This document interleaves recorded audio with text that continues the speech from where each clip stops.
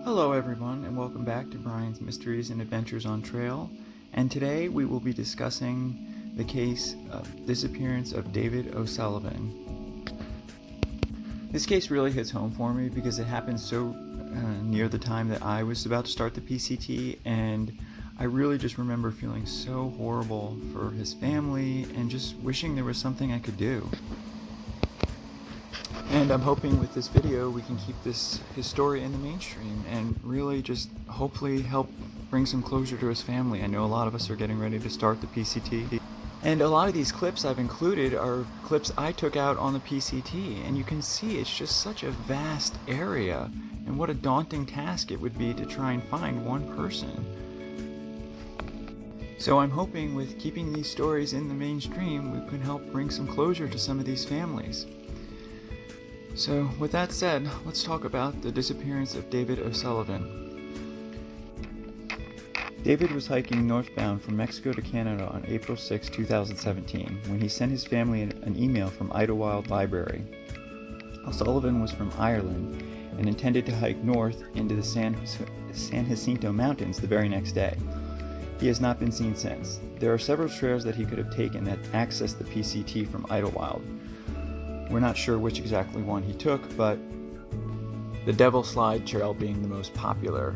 Now, having hiked around this area, I know that it can be very dangerous. The San Jacinto can be very, very hard when there's snow covered on it, but the current thinking is that he did make it down off the mountain to Cabazon. Cabazon is a small desert town on the north side of San Jacinto, and probably most famous for the big dinosaurs that were in several movies.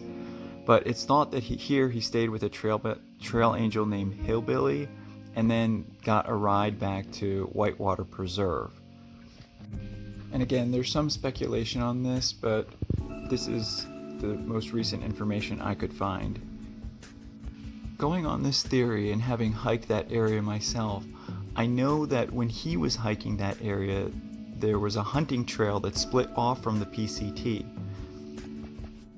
There's a new PCT sign there that directs PCT hikers to the correct direction, but at the time that sign was broken and had blown off, and is very confusing. Both the hunting trail and the PCT in that area are the same, worn down, and the hunting trail unfortunately leads down into these deep canyons that would be very, very dangerous.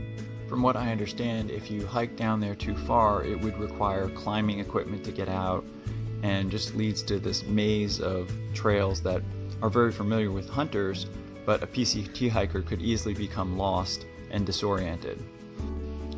David O'Sullivan is about 5'10", 154 pounds, with black hair and blue eyes, and tended to wear glasses.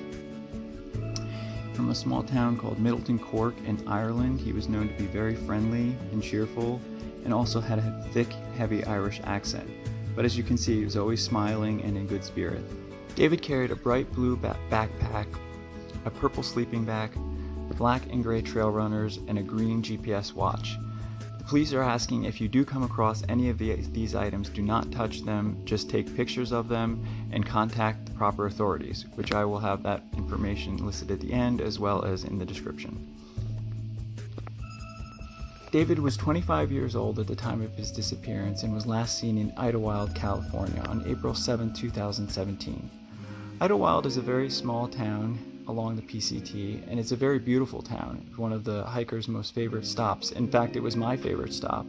It has a dog as a mayor. There's Mayor Max, and it's just a really fun, beautiful spot that hikers love to pass through.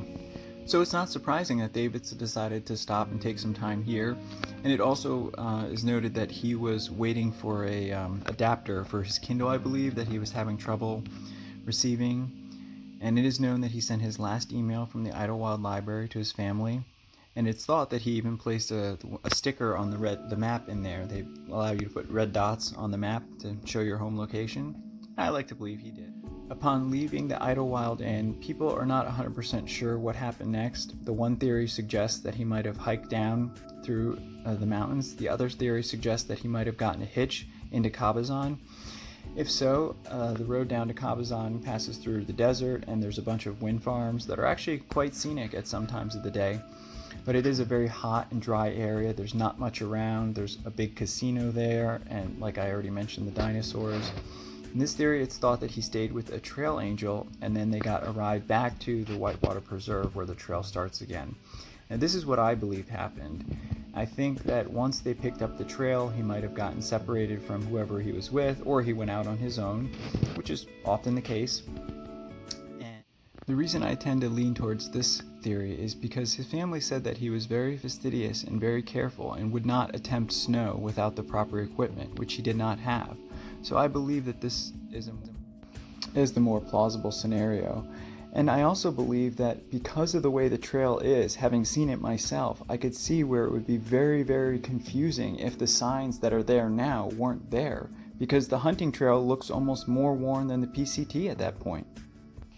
However, it is only confirmed that his last sighting was in Idyllwild on April 7th of 2017.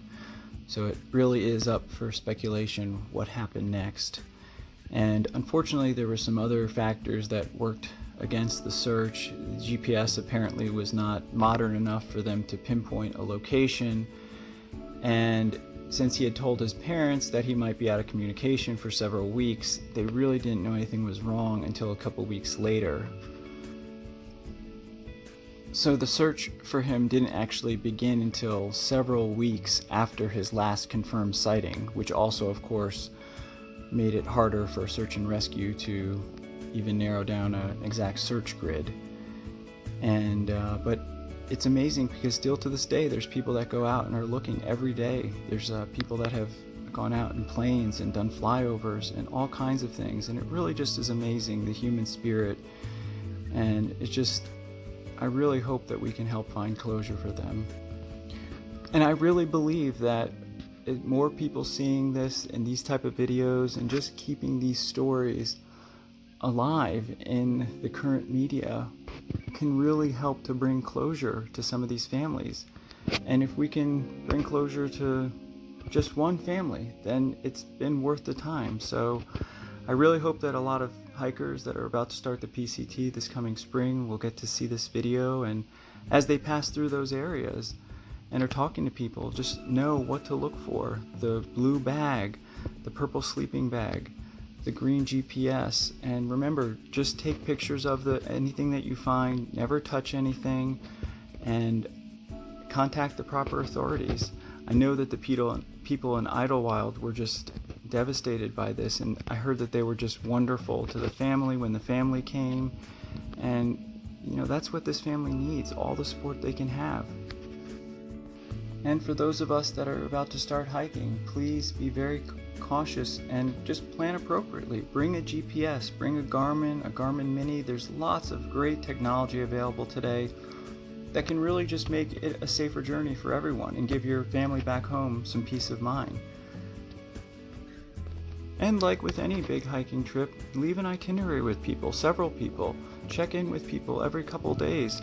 Use your Garmin InReach and just have a game plan. And if things change, let people know. And I also think it's a good idea while you're on trail, if you become part of a tramily, get to know some people's real names. I love the whole trail name thing, and I love that idea, but it's also important to maybe know a few people's names too, just as a safeguard in case anything does happen.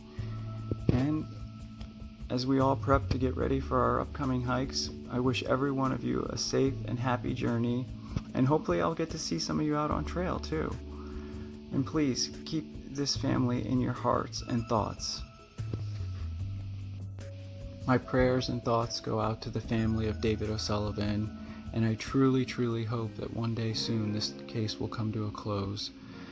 And I really hope that God can give them the peace of mind to know what happened and help bring some closure to this.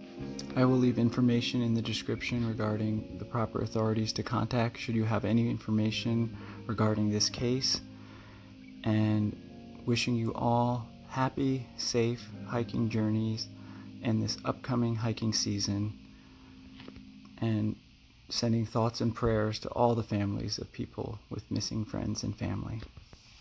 Anyone with any information is asked to call the Murrieta Police Department at 951-696-3615 or Detective Lawlor on 951-545-0030. And again, my hearts and prayers go out to the family of David O'Sullivan. I really hope we can find him soon. Thank you so much for taking the time to watch this video. And if you have any questions or comments, please leave them in the comment section. And remember, please be mindful in the comment section. All I'm trying to do is help bring some of these cases to a close and keep their word in the media and the spotlight so we can help bring some closure to these families.